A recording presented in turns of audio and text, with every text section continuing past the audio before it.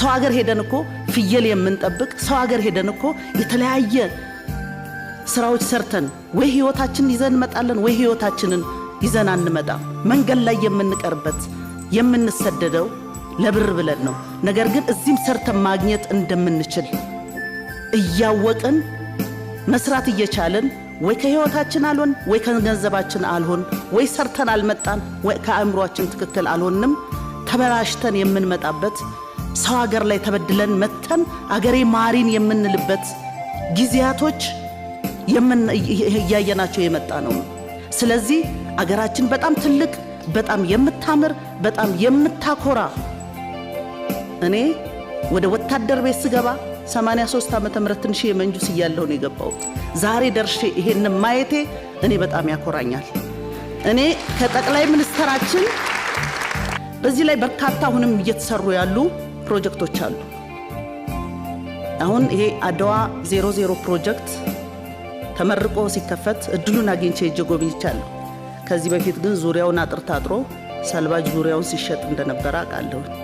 ዛሬ ያለበትን ደረጃ ደግሞ ስናይ አልፎ ተርፎ ይህ የጀግኖቻችን መጠሪያ አድዋ ድል ተሰርቶ እዛ ቦታ ላይ ጀግኖቻችን ታሪክ ተጽፎበት የእያንዳንዱን ታሪክ አንብበን ልንረዳው በምንችለው መልኩ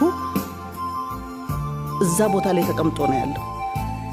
ወታደሩም በወታደር ሴትነት ሳይበግረን ከወንዶች እኩል የትኛውንም ከባድ መሳሪያ በመሸከም የትኛውም ጠላት ጋር በመፋለም ዛሬ እዚህ መሃላቸው አለን። አሁንም በየጦር ግንባሩ ተሰልፈው ያሉ ጀግኖች ሴቶች አሉ።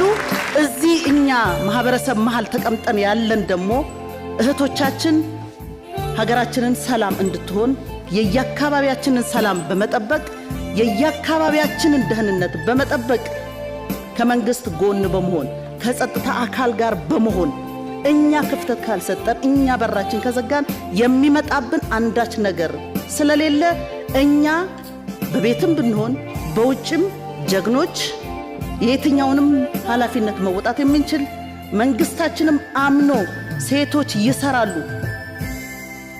ሴቶች የሌሉበት ምንም አይነት ግቡን አይመታም።